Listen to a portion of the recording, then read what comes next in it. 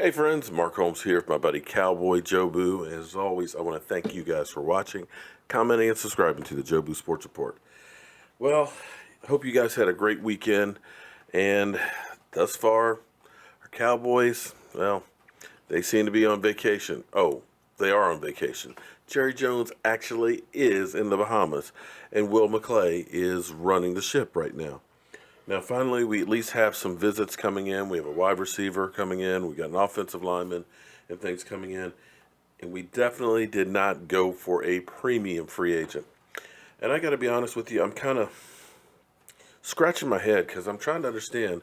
I know the Cowboys' philosophy after being burned by Greg Hardy and things didn't work out with Brandon Carr, but bargain basement shopping hasn't really worked out that well, other than David Irving. When you look at the Cedric Thorntons, when you look at Nolan Carrolls and Demontre Moore, guys that we're still paying that didn't even make it through a whole season, you figure you're going to have to step up your game a little bit. And there were guys out there that truly were bargains. The Honey Badger went for $7 million a one-year deal. You mean we didn't even call him? Didn't even check and think that, hey, maybe this might be a guy that could help fill a need? I mean, let's be honest. We're paying $5 million in dead money just between Cedric Thornton, Nolan Carroll, and Benson Maya.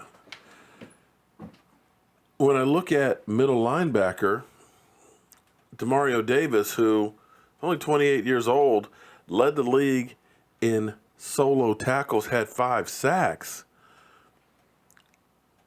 3-year, $24 million deal. We're talking about $8 million a year.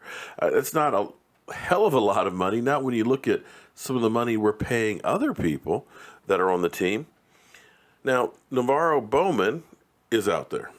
NaVorro Bowman, he's not exactly a spring chicken, but I got to tell you, as far as playing well, San Francisco ended up letting him go to the Raiders. But before San Francisco let him go, he had 38 tackles. And then once he got to the Raiders, he had an additional 89 and an additional 1.5 sack. Not bad. I would love to have that kind of production out of the middle linebacker. You were interested in him last year. I would think that things didn't change that much, knowing that we have a need. Now, I know everybody says, forget these older guys and stuff. Let's just draft guys and plug them in. Well, we got spoiled in 2016 because we got a lot of guys that we originally just plugged them right in, and they played real well, but that's not the norm. You know, people will say that Taco's a bust, but quite frankly, pass rushers take a year or more to develop. Take a look at DeMarcus Lawrence's first year. He was injured most of the time and really didn't do anything until actually the playoffs. It wasn't until his second year that he ended up having 8 sacks. Now, I look for Taco to be better this year than he was last year. It's just, it takes time. You're going from playing college football with less games and everything else to going to the NFL where you're playing now the top 1%. Let me say that again. The top 1% of all those college players are the guys that make it to the NFL. You're playing the cream of the crop. It's a different game and a different speed. And maybe a different system, and it takes time to learn. If you look at the learning curve for our defensive backfield, one, getting them on the field because of health issues. You know, we kept having hamstrings pulled left and right, and I swear, I pray that they get ballerina bars and just stretch. I mean, I'd be okay with an hour-long stretch just to make sure we try not to pull any damn hamstrings. Because hamstrings, Jesus Christ, does anybody pull more hamstrings than the Dallas Cowboys? But I digress. But we thought we could just draft some guys and instantly be better in the secondary. That's why we turned around and said, it's okay. Bye-bye, Brandon Carr. Bye-bye, Morris Claiborne. Bye-bye, Church. You know, we let go 4 cornerbacks and figured we can just draft some guys to go in there. Yeah, well, sometimes you get lucky and get a Zeke Elliott who comes out and plays lights out. But more times than not, you need guys with some experience.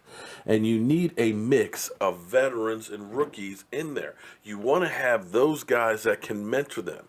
Take a look at when you had Tony Romo there, along with Butt Fumble, whispering with Dak Prescott in his ear, teaching him the nuances, seeing things on the field that maybe some of our coaching staff never experienced. And that's where veterans help your system. Experience.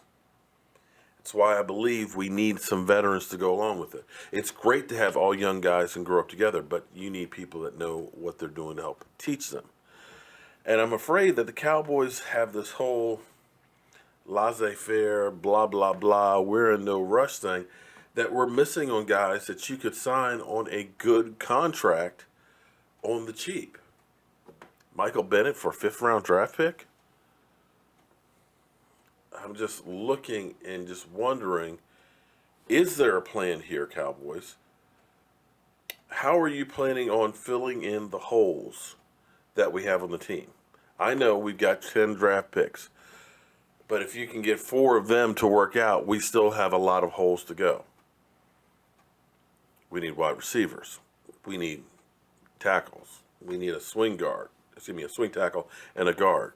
We need a man in the middle. We need a linebacker, and we need a safety. We could use a tight end. So we'll see. The Cowboys probably, right now they're saying they're trying to take care of the offensive line first, which I have no problem with, but you can't concentrate on just one space. You need to look all the way around and say, okay, this is the best man out there right now that fills a need, and then take care of the rest in the draft. But I would like to know, what is the plan? Because I really just don't know. So we'll see if anything happens with NaVorro Bowman. The Raiders put an offer back into him, and there's some other teams that are interested in him as well. And we'll see how these visits go tomorrow and Tuesday, and go from there. But as always, guys, I want to thank you for being part of the Jobu Sports Report. And as always, I'll see you soon. Hello, friends. CowboyJobu here with an unsolicited